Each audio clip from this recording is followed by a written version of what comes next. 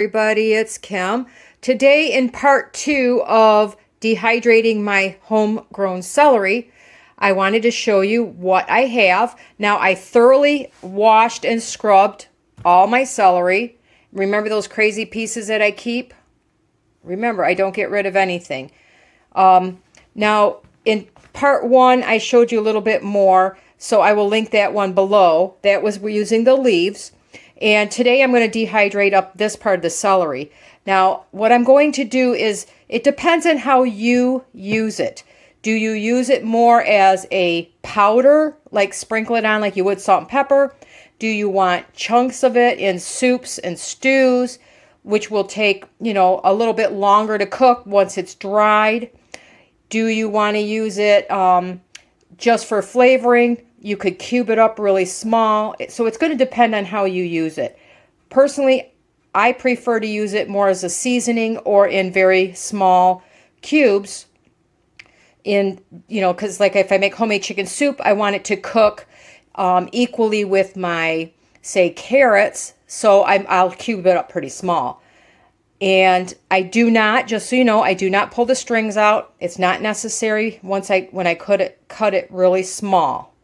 So I'm going to take this part here to start with. I'm going to put it in my Ninja blender and I'm going to chop it, not to a pulp, but I'm going to chop it fairly fine. And if I had a food processor, I would shred these. I don't have one, so I'm going to have to take my time. I'm going to cube them up very small because I like to use the very small cubes, and then I will put them on my dehydrator trays. The other thing that I have done in the past when I was not growing celery was I buy it when it's on sale in the winter. Usually it's not this time of year, which is mid-August. Like it's a loss leader around Thanksgiving. You can pick them up sometimes for 50 cents a head or no more than 99 cents for the big, stalk of celery. And then you could dehydrate it down, keep 2 or 3 of them for the year to use in all of your recipes, and it could save you a lot of money. So I'm going to go ahead and get this prepared, and I'll get it on the dehydrator trays. Those crazy little pieces, and I chopped them up in the Ninja. You can see they're not like powder pulverized. They are some little chunks, and that goes on. I don't have one of the plastic or the little screens. Parchment paper works just fine, and it can be reused a few times. So this is how I'm going to do most of my celery, because how I use it in my recipes and stuff. So I'm going to go ahead and try to process up some more of my celery and get it onto the dehydrator. What I'm going to do with some of the celery. Now, I have 3 trays of the finely ground celery, but for things like my soup or stews, I like to have a little bit larger pieces like this. This is what my family prefers. They don't like big chunks of celery. So I'll start out with a piece like this, cut it into 4 or 5 strips, and then I chop it a little more finely to use in. I use this specifically for my chicken noodle soup, my turkey soup, in maybe a bean soup, or my stews. So like I said, this is how my family prefers it. If yours likes bigger pieces, by all means use bigger pieces. Now when you use pieces a little bit larger, you're going to want to blanch those for a minute or 2. It helps break down some of those fibers again. It'll bring out that bright color, and it will make them easier to cook later when you put them in your soups and stews. So I just wanted to show you how some of it's going to be done. I put that in a separate jar. I label it separately, and I use it. I label it as soup celery and put the year on it. So anyway, I just wanted to show you how the rest of it's going to be done.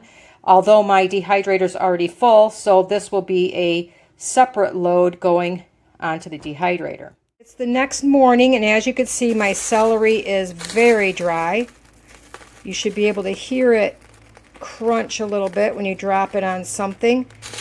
Of course, let it cool before you test it, and then run your fingers through and make sure everything is absolutely dry. Now, I did this yesterday. I put it on, and I checked it about 11:30 before I went to bed. It was still had areas of moisture, and I let it go till the next morning.